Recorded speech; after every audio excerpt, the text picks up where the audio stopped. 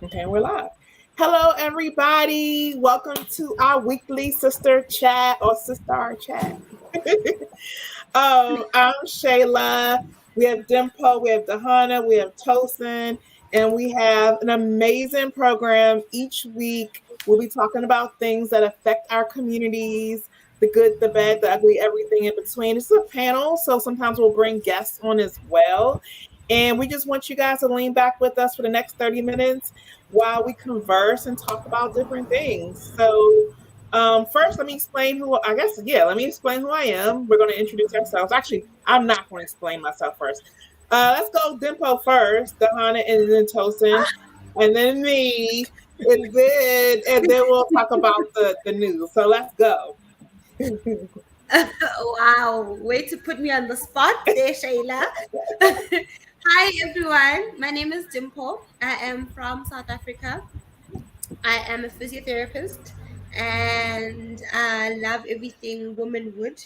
So I'm an advocate for women, which is difficult being being like growing up in an African type of background, and we all know that we are raised with patriarchy built into us. But I'm all for women rights.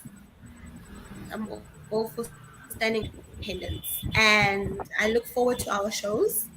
This is our first one, and I look forward to what we're going to discuss on the show. I'm very, very excited. Yay, Dahanna, her mom. Yay. I'm excited too. Hello, everyone. I'm Dajanna Ochoa, and we're here with SiSTAR Chat, and we cannot wait to talk about different global issues and issues that deal with sisters around the world. I'm from Colombia. We Yeah. were also raised in a type of patriarchy, women in the house, men out at work. But things have changed. It's 2023. Women in Colombia are in a different position now. I want to say we are at higher levels now, almost equal to men. And we're taking more charge in our households than ever before. And with our lives and with our careers, we're taking a lot of steps forward as women in Colombia. Excellent, Tosin. Hi. Hi, my name is Tosin and I'm from Nigeria. I'm passionate about, aside education, I'm passionate about equal rights for both male and female gender. I advocate for that Yeah. in my school where I work. Well, in Nigeria is also a system where we have male chauvinism, where we have patriarchal system as well. So, Mm. although the narrative is changing gradually, but we're getting there gradually to a point where female and male child will be treated equally, where one will not be valued more than the other one, probably because of the gender. So I know we're getting there, and I'm excited to be here to discuss about this. Excellent. So I'm Shayla. I do a couple things, like to include real estate, and I love language. I'm learning Swahili. And I'll be in I call it Swahili land, which is like Tanzania, Kenya, East Africa, in less than 2 months now. It's crazy. So I agree. I think that we definitely need to have a more impactful sisterhood globally. I think that we need to celebrate our differences as much as our similarities.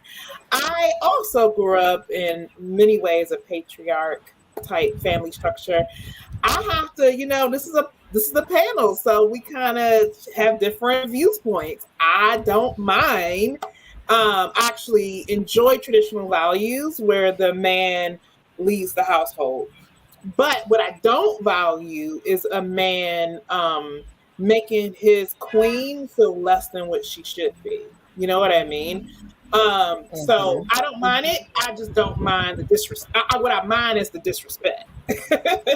So, especially when a woman is taking care of your children, taking care of your household, and many of us, like myself, we're mompreneurs. which means we work, we take care of the household, and we take care of, if said man or said husband or said boyfriend, whatever it might be, whatever the classification is, right?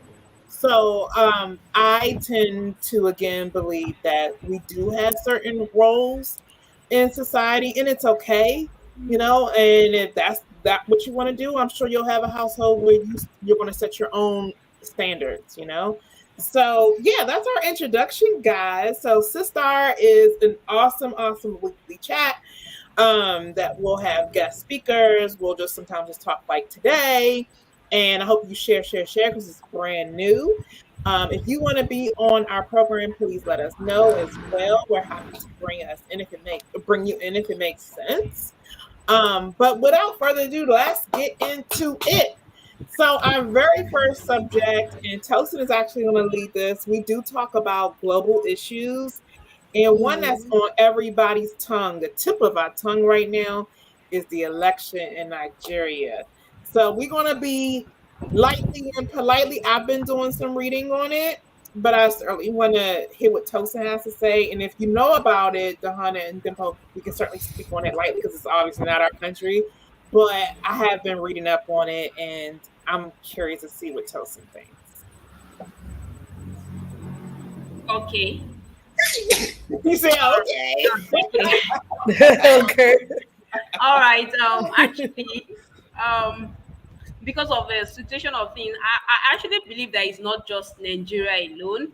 I think most African countries, we actually say we practice democracy, but I don't think we're actually there yet. Like the free and fair election, we don't have it yet.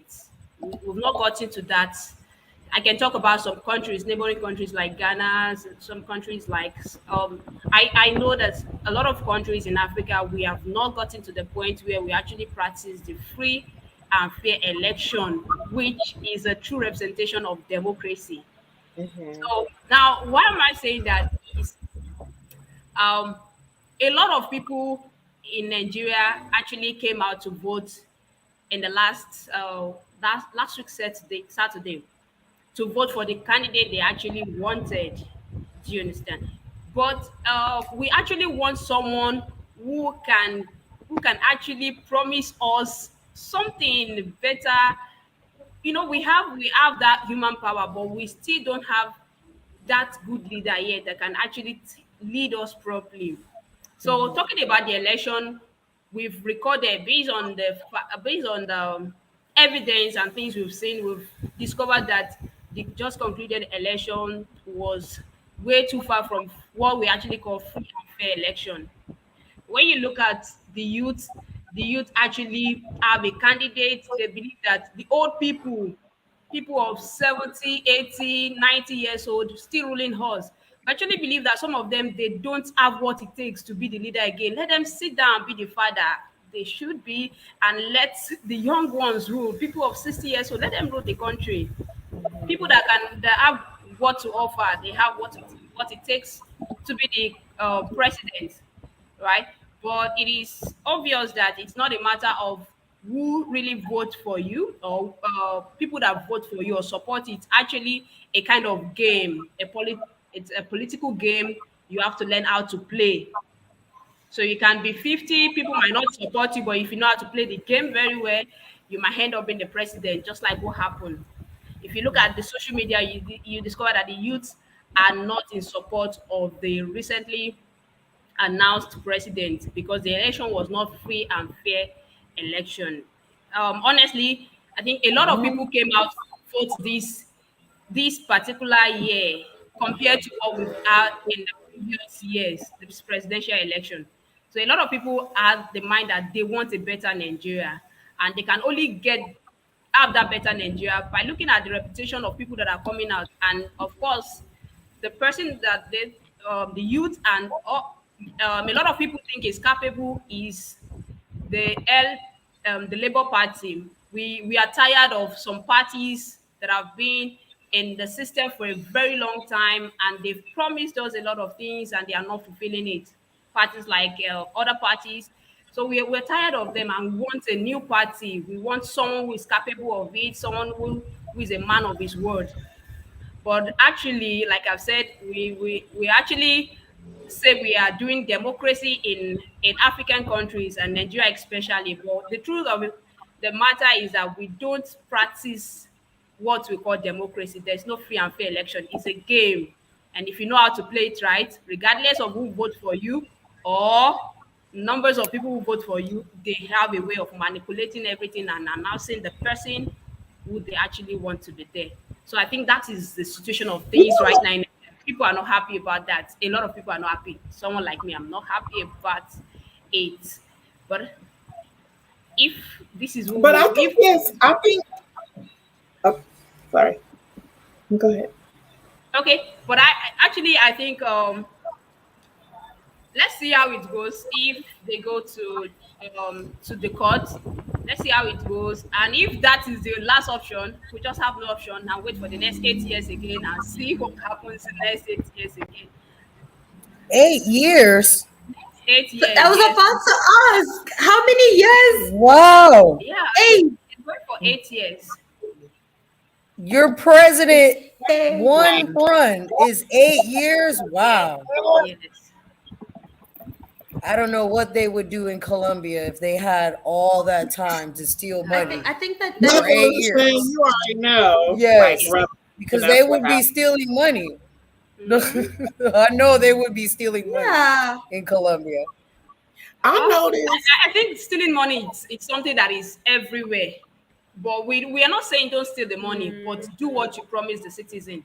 Don't let them suffer. Yes, you're free to steal the Yes. money. Yes. Yes. Most of them Let would, steal but the money, but steal the money. show something for stealing Yes, the let's money. see something. Let the citizen be Like, happy. Let them let's see see good something. social amenities.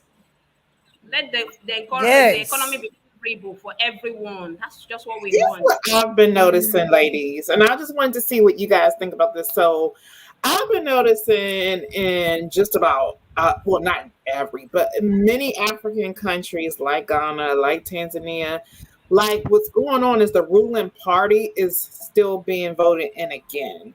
And that's causing, I remember, Yes. was it 2 years ago in Tanzania, we had the election, and that was like, it was scary. Like it was. Oh, I mean, guess I shouldn't say this, but well, I don't care. In Zanzibar, it was a little violent. All right, people got their head bashed in. All right, so but it was because of the election, and I'm finding the same thing happened in Ghana. So I have a friend in Ghana, Nathaniel, and he has an opposing new party, right? So it's like I think they do the same like two party system when you have other parties too. I think a lot of African countries have that because the Europeans, the colonizers, kind of brought that system over in Africa. But with that being said, I'm seeing a whole bunch of issues with these elections, and it's not just in Nigeria. It was in Ghana, it was in Tanzania. So I'm wondering, like, how I'm wondering if there's a bigger picture here that we just necessarily don't have all the pieces to as to why these ruling parties are still winning. Here's my take on it. Quite frankly, the world of Africa and Africa diaspora, we're all changing. We're waking up. We're becoming into our own people. We're becoming more confident and comfortable and blah, blah, blah. And I honestly think that some of these older archaic governments, they still have their hand in the colonizers' pocket. So the colonizers are like, hey, I'm gonna give you Mhm. $1 million, these $2 million, blah blah blah, whatever X amount of money, and we'll make sure you win this election because we still need you, right? Because the new mindset is forget all the people who has traded with us for pennies on a dollar.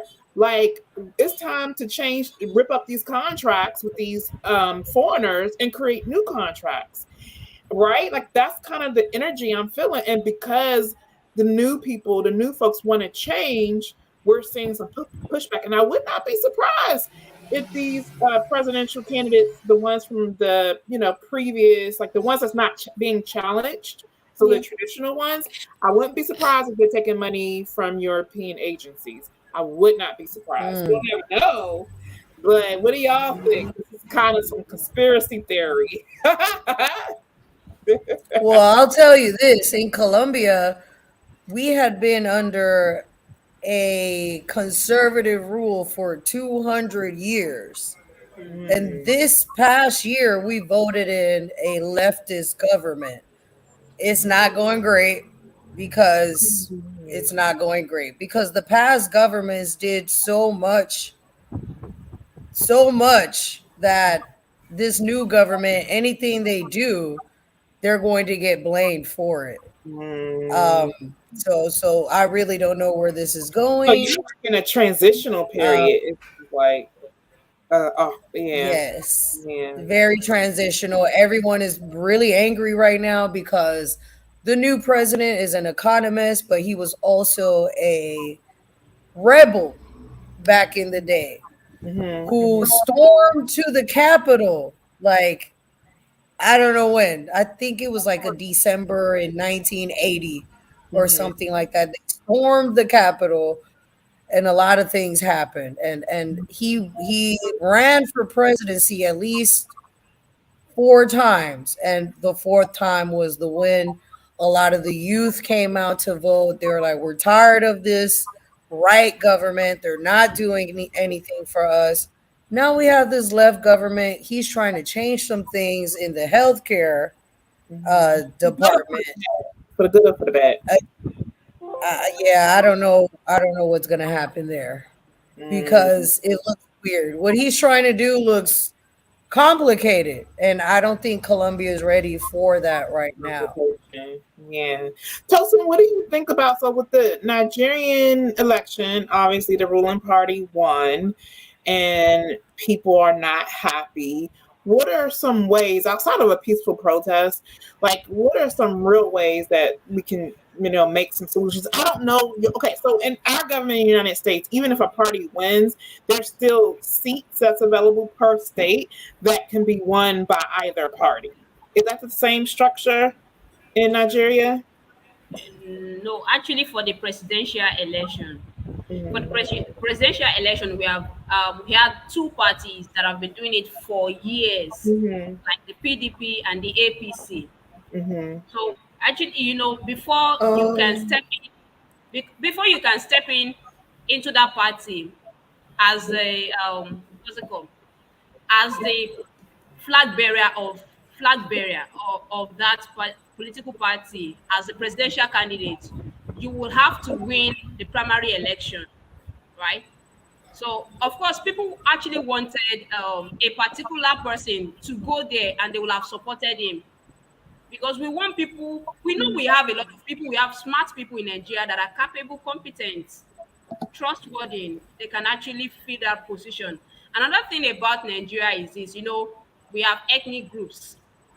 Mm-hmm. So the Mm-hmm. Mhm. major problem, one of the major problem is the people that are 50, let's say they're, they're in their late 40s, 50s, 60. Some of them are tribalistic. So what do I mean by Right. tribalistic? They are supporting Right. people from their, but the youth. Tried. Yes, the youth Mhm. are actually seeing this thing in a different way. We actually want someone who Mhm. is capable. That's the youth. So it's a battle between the old minds and the young minds. Because It's the I same in yeah. stopped Colombia, I Tosin. It's stopped the same the everywhere, same right? here. So because I I think stopped it's the same Yes, engaging it's the everywhere. same here. I stopped Yeah. having issues. It got to a point I stopped involving myself in the politics or what is going on because it's becoming a fight or a kind of fight between me and the people that are older than me, like my cousin. When I Oh, see my I Yeah. lost yes, several of my Everywhere. friends when I last see my year. sisters, they I are lost several supporting, of they my are being friends. tribalistic. Yes, they are being tribalistic. Say, oh, this Hmm. person is a Yeah. Yoruba man.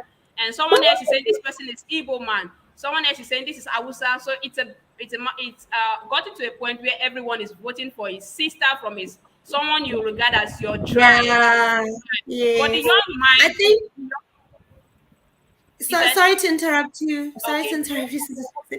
I was just going to say that in my country we've had one ruling party since we've been free as a country, right? Wow. Since 1994, we've only had so we have elections every 4 years. Okay. So we'll have like your provincial, like your local government elections, and then you'll have your Mm-hmm. local, your national elections. And with the national Mm-hmm. elections, we've had people that are so loyal to the ruling party because of their what's the word? Because of how they helped us get outside of apartheid. So people are scared that if you rule for The someone else, loyalty. yes, loyalty. It's a loyalty thing. So people are scared that if we put in someone else or like we vote for someone else, then we might be colonized again. We might be under white people again, and we might be we might go through all of that all over again. So, but Mm-hmm. now the ruling Wow. party is not doing anything for us. Honestly, they are not. Every single year we have complaints, and every single year the ruling party knows that they will rule again. Mhm. And it's yes, and Wow. it's a battle between The the youth and the older people, because the older people are very loyal. They know the struggles. I mean, 1994 was just yesterday. It wasn't so long ago. So they know the struggles before 1994. And then you have the Mm. younger people, especially people born after 1994, that are like, yes, but we can't have 85-year-old people in parliament talking about discussing our constitution. They don't know our struggles, and they're old, they're tired. So they don't have that energy She said that that comes time. The tire. I think that's They don't exactly make how. it. They don't make it after a 2-hour meeting. I think it's a general thing because that's exactly Yes, it the same thing is. in Nigeria. No We have kidding. young minds that can actually rule us, but why do we keep bringing these old people? They've been in government for years. Some of them have been governors in their state, moved to senator, Yes. moved to president. Is it only them? Can't we have other people Right. that are competent? That's a challenge we have. So it's So, it's a big One of battle. I need to understand this. So in American, and I want to hear about South Africa, Nigeria, and Colombia. All right. So well, Donna, you know this part. But in America, there's like two ruling parties. There's some other parties too, but let's just say two ruling parties, right? And then per Yeah. mhm. state, so a state is like just an area, a name, an area. We call it state, right? A region. Yeah, region, right. So each state, Mm-hmm. each Yes. region, they also have a vote, and you can Mm-hmm. vote for one party or another party, right? So Mm-hmm. Mhm. what happens in the United States sometimes is that we'll have a Republican president, right? But Mm-hmm. then some states will have a Democrat. So our our classifications or whatever you want to call it is Democrat and Republican. All right, Democrat, Republican. Yes. Republicans are very like hands off, and Democrats love social programs. Just so you know, kind of like those basic differences. Um, Mm-hmm. so let's say you have a Republican president, right? The states can still choose a Republican governor, that's who runs the states, a Republican governor or a Democrat governor or any of the other parties, right? So it happens, and this happens a lot, that say you have a Republican president, you'll have a Democratic governor, like in the state of Maryland where I'm from. Do you guys have that in your countries where it's not just the whole party ruling all of the states, all of the regions? Like how is that in each country? Dimple? So in my country, we have different parties, right? And then so nationally, let's start with nationally. So nationally, we would vote, and then according to percentage. So, like for example, the ruling party got, I think, 48% of the votes, and then that makes them the ruling party because they got the most votes. But and then you have your the other party getting like 20 something percent, another party gets like 10%, 4%, and all of that. And then so then the president would obviously come from the ruling party, Mm-hmm. and then the president would have his cabinet, and then he would choose like ministers and Oh, your uh-huh. MECs and all of those stuff. And then the ministers will also be according to a department. Mm-hmm. So we have a minister of transport, for example. We have a minister of arts and culture. We have all chosen by the president. Okay. Uh-huh. And then, yeah, then we have our local elections. So Right. locally we have provinces. So Mhm. we have like 9 provinces, Uh-huh. and then in each province there'll be like different, we call them municipalities, right, Hmm. which is the local people that Government. rule and will be responsible for like the roads, the water, the electricity, that type of thing. So it's possible that in a province you will have, so you have your provincial ruling party. It's Mhm. possible that the provincial ruling party will be different to a municipal one, Okay. right? Okay. Yeah. Okay. So, but now the tricky part with that is that each party gets a budget according to how many votes they got, right? So, Oh, okay. That's so different. now, yes.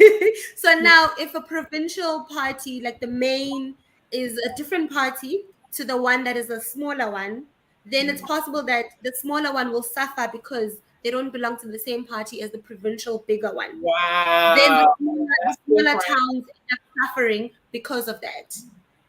Wow, Right. that's different. So So then it's possible that, and then it's possible that if the ruling party is the same party as the provincial one, then obviously that province will get favored by the ruling party. So when it comes to like budgeting and stuff, they get more resources compared to another town like or blatantly. It's not something. even under the wraps. Like it's blatant. See, they kind That of sounds It like is. Colombia. I mean, It I mean, they try to like sounds they like try Colombia. to manage, but it's obvious. It's very obvious that yeah. this yeah, that town will do Tosin, is much better that than the that town same? because Is that the same yeah. Tosin in Almost Nigeria? the same thing. Almost the same thing. We just have Okay. the federal, the state, and the local government. Okay. We have In different Colombia. parties. We have different parties. Just that two parties have established themselves. The APC, they've built their reputation over the years, like APC and Mm, PDP. Though we have people come up and say, okay, I want to build up my party, Labour Party, and we are ready to pull this one down. So Mhm. that's how it goes. But we have yeah. two parties that have they've built their reputation over the years, and they've been in the system of government. They've been ruling. So sometimes some other parties can come in, but they are not popular. But we just have two parties that are very popular. Right. Is the same in Yeah. Colombia, It's the Dajanna? same in Colombia. The biggest parties in Colombia are the Liberal Party and the Conservative Party. It's kind But of the there same. are too Same. many other parties in Colombia. There are too Oh, many other. I can't even count they can't how agree many on stuff. parties. No, they can't agree on anything. You have like a Christian party that no one ever votes for. I don't even know why. Every year they do the same thing. I don't know why. I don't know why. Because Colombia has politics not is not a game of the separated Christian. exactly, and The dirty Colombia has never really separated church and state. Like they never really separated church and That's state. a This whole is Mm, other why. topic for another This day. is Because that church and this state, boy. Woo. Yes, because this is why Colombia has 20 holidays in a year. Because Mhm. some guy decided, oh, Colombians need holidays. Let's just do the religious holidays because mostly everyone is Catholic. So most of oh, our holidays are based on Catholic holidays. Like March 20th is St. Joseph's Day. We have that day off. We just had Wow. Mardi Gras in the US, Uh-huh. Fat Tuesday. So we just had Carnival in Barranquilla, Mhm. um, which is a whole nother topic. I want to say this carnival is the only one that shows black people as minstrel people because mm, every other carnival in the Caribbean, you put on the petrol or whatever to darken our skin, to enlighten our resistance and our skin color, and how much we fought for our resistance or whatnot. But in Colombia, the blackface is black facing. Okay, it's a black yeah. face with red lips And Oh, they act like they're hurt, like they're maimed, or oh, I'm hurt, or they're beggars. And you don't see this in the Caribbean celebrations at all. Like black people are resistant, and we're fighting, and we're fruitful. And in Barranquilla it's sad. I don't know who's going to tell them the truth that this isn't a tradition. And this is why I can't go. Like I feel uncomfortable. I can't go back to the yeah. carnival because I literally had an argument with a person in 2020 because of this. I was like, "Why do you have that on? Do you even know what that represents?" "Oh yeah, it represents the struggle of black people." I'm like, "Really? But you're begging. You're not Mhm, black, and you have mhm, on a red mouth. Like our mouths are really red. My mouth is black. Like it's not even mhm. red." So that was a whole different argument. That was a whole different argument. It's Y'all, uncomfortable. yeah, I know, I know, I know, and Yeah. that's something. Let's have that conversation. Actually, I think we could do a whole program on that. Quite frankly, like literally a whole program. So write that Mm, one down, Dajanna, because we're I gonna talk about agree. that in the future. Because remember, our program will be 30 minutes. We're already like 3 minutes over, and we still have to do. This month is what Women's Month. Yay! Yay! Shout out to women. Shout out to all our sisters and our Awesome. sisterhood. So, with that being said, we're going to close this show with women who we admire. So, Dimpo, yet again, you first, my sister. So, by the way, how do you say sister in Zulu? How do you say sister in Zulu? I know it in Spanish, which is hermana. I know it in See, see? Swahili, which is dada. What is it? Uh-huh. How do you say In Zulu? Zulu, it's C C C C S I S I Cece. C C And then Okay, in Cece. Yoruba is what, Oh, Tosin? Cece. C C. Tosin, how do you say sister in Yoruba? Yeah, Arabirin. Why y'all gotta be Arabirin. the most difficult one? See, Okay. y'all know Nigerians, y'all always so extra, so Alabiri. extra. Alabiri. Wait, actually it's Obirin, but because you said Obori. Biri. sister, Obirin means Obiri. female. That's female there. So Oh, you said Oh, sister, so okay. Arabirin. Arabi. Arabian. Yes, you can Arabiri. also say Arabiri. Like it Nigerians, depends. y'all be over the top. See, Y'all There are a got lot of the ways best Arabiri. to say speakers, it. but y'all So it just over depends the top Hermana. everything. if the Over sister the is top. married, there's a way you can say Yes. it. We're gonna talk about that too. Okay, so Obari. women you admire. Let's go. Who do you admire the most to kick off Women's Month? Okay. So this was a tough one because there are actually quite a few women I admire, but I chose Me too. family. Uh, right. So somebody I chose is my grandmother, who Oh. raised 7 children by herself. Because Mm. her husband died quite early, and then she had to step in and be everything, breadwinner and every single thing. And she raised her children and her grandchildren all by herself. So Mhm. this is, yeah. And then I come from very patriarchal type of background, but at the same time, we had men leaving us or leaving their wives back home to go look for work, and then like they come back years later, and sometimes if you're lucky they'd send money home, sometimes not. So Years so then the later. women were left back home. Oh. Yeah, like sometimes they'd leave for like years. Sometimes they'd come back once a year in December. Sometimes they would leave With just the for whole years. family.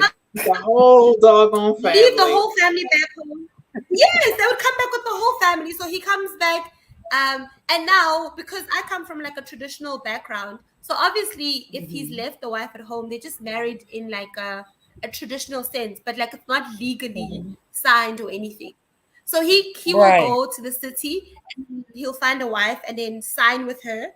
And then when he dies and he had money, the signed wife, the legal wife, is the person who's liable for the inheritance. And then the wife back home is not. So that is something that a lot of our Wow. grandfathers did Wow. traditionally. I know. Terrible. I Well, we will know. Terrible. honor your grandmother as we admire women in the month of Yes. March. Tosin, your turn. Okay. Actually, just like my sister has spoken, so I also admire not just my grandmom, but One there's this person. particular. No, no, No, no. no. One person. Okay, it's fine, it's fine. No, all right. There's this particular person I admire as well. Though I have a lot of them. Someone like Moremi, I love her courage. I love what she did. But I'm just going to pick this person. Her name is Fumilayo Kuti. It's a popular name, Yeah. Fumilayo Kuti. So this woman was, she's dead. She was born in 1900, October 1900. So Wow. why do I admire this woman? She's at that time, she's one of those people that are educated in Nigeria. Not only educated, Mm. she for a lot of women. You know, we operate a kind of system where women at the place of women is in the kitchen, right? Women are not allowed Yeah. to they Yeah. are not allowed to speak, they are not To allowed, they cannot be heard. Yes. right So she grew up or at get that an education. no, no, yes, Yes. yes, exactly. Because they actually believe that the place of a woman is in the to feed the family, to cook for the family. She shouldn't be ed. So she grew up at that period of time, and she was educated. Not only that, she fought. She's a kind of women activist rather. She's a women activist. Activist. She fought for a lot of women because she wanted their vote to count. Then you can't even go out to vote. But during this period, she fought for women. She allowed women vote to count. She was also in politics. She did a lot of things that are amazing. Talking about the black race, she's just someone that I actually like and admire her. I love her courage. She's courageous. She's brave. She can do anything. Even our son, our son was a renowned person because of the mother. So people said they couldn't get to the son. As popular as the son is, he's one of the people that he's one of the his son is one of the persons that actually sing about bad governance in Nigeria. If you search Kuti, you find out what I'm talking about. So he's a person that always sing about the corrupt system in Nigeria. They're always after him. The politicians are always after him. So they believe that they couldn't get to the son because of the mother. So she was a strong backbone to her children, especially that her son, and also strong backbone to women. She fought for women during her lifetime. She fought for the education of women, for everything that has to do with women. She wanted them to be included, not just to be um not just to be discarded. She wanted them to be regarded in the environment, in the community. That's why I admire Fumilayo Kuti. Excellent. Dajanna, your turn. Daisy. Well, there's a lot of women Oh, that I admire, but let's talk about the newest woman I admire right now.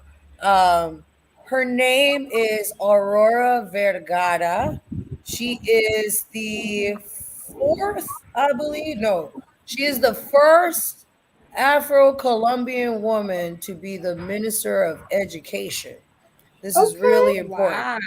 Wow. Yes, she is yes. I'm really happy for her. She is a sociologist that graduated from my alma mater, Universidad del Valle. She Oh. has a PhD in sociology from the University of Massachusetts at Amherst. She Okay. also a prize. She won a prize for the Latin American Studies Association in a dissertation that she did in her doctorate about cultural activism and conscious, rigorous production. She also won an award from the W.E.B. Du Bois Research Institute of Harvard. She's a specialist in Latin American studies and diaspora studies and Caribbean diaspora studies.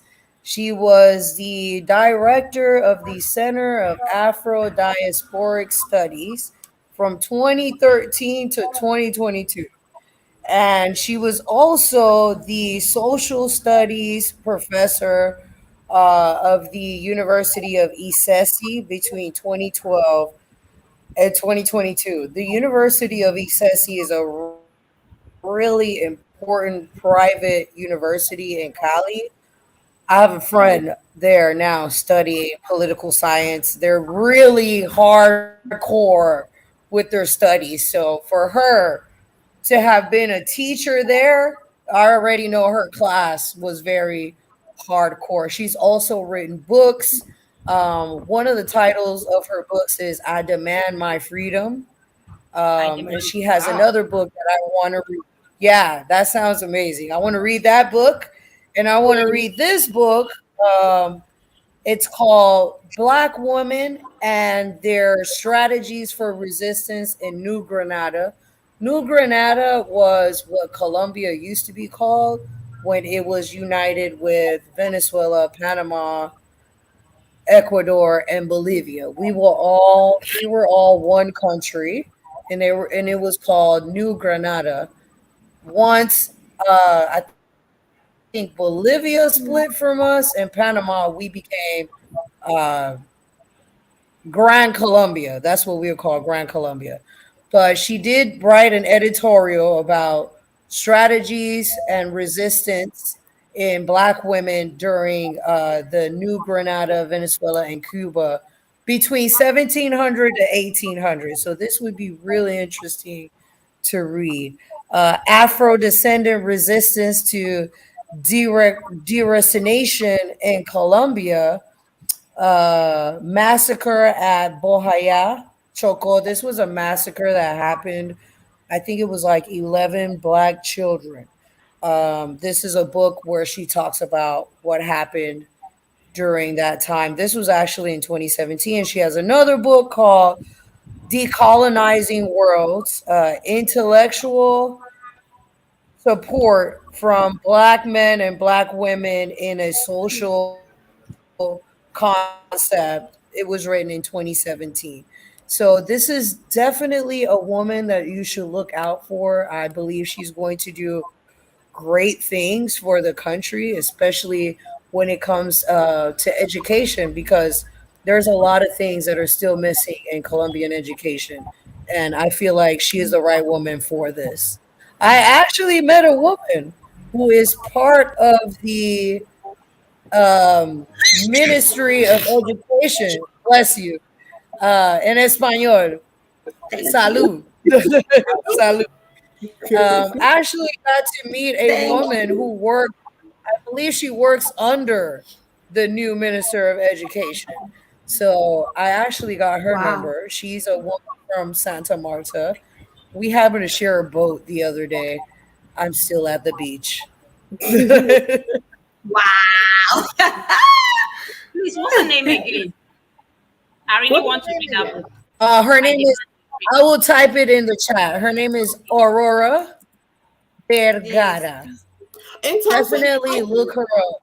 Tosin, type in like the main chat, not the private chat, but the one that says comments. Both you and Dajanna, type these Okay. legendary women in the main chat. I'm Hold gonna on, keep it let me. with my person. This is my person who I admire the most. Is that That's your grandma? my I think mother. so. Oh my gosh, she Wow. looks so beautiful. Very young. You. May she rest. I admire her. I mean, I wish she was still around so you guys can meet her. She died of cancer in 2020. Why I admire her so much is because she was like the quintessential woman, like everything I want to be. You know, as I'm aging and as I'm getting older, and I'm a mom now myself. What are some things that was awesome? She was selfless. She was absolutely selfless in a world full of selfish people. You know, she was stout in her beliefs, but also extremely easy to talk to. Like my mom was like my best friend. I used to talk to her Oh, all the time about anything. I could say anything I want, you know, and she never judged me. And so as I get older, I'm also trying to exude and exhibit some of her examples. Like being non-judgmental is a big thing for me. I don't like to judge people. It's not my, it's not, I shouldn't basically. And so she was very non-judgmental. She had all five of us natural, which kind of pivots into our conversation Wow. next week. But yeah, natural. Can you imagine? All five of us natural. I'm a twin, so me and my twin sister were one good birth, right? And so she really dedicated her life and her soul to raising children. And I'm happy to say all of us own houses. All of us have jobs. I mean, obviously my dad helped with that too, but she taught me some recipes. She taught me how to cook. She taught me how to be a woman, how to be a woman. So the person that you guys see in front of me, it's really a lot to do with my mom. It's really, so I admire her. And I think all the women that we mentioned today, in our process today, let's just give a little thought to them, alive or with the ancestors, because it's so important in this time of March that we celebrate the women that we love and admire and care for. So with that being said, this was actually a good pivot to our conversation next week. Hopefully it won't be so long, ladies. We went from 30 minutes to 1 hour. Oh my God. But that's fine. I know. I'm just going to get some food. But next week we have a special guest. We'll be talking about doulas, African American, African diaspora, diaspora girl. I need to drink some water. So, African on the continent, like doulas, how are women helped through the delivery of their child? In America, it's called doula. In other countries, it's called something else. So tune in next week. We'll have. I can't wait. I can't wait too. I love talking about pregnancy. But anyway, children. But anyway, so tune in next week, guys. Thank you so much. Please like and share. This is our very first inaugural broadcast, and every week we'll have different topics to include some type of news that's coming, that everyone's talking about, that's on the tip of everybody's tongue amongst our people in our community. So thank you guys for tuning in. We'll hope to see you guys again next week, same time, same channel. Like, subscribe. Thank you. Bye, everybody. Adios. Bye. Bye. Adios. See you next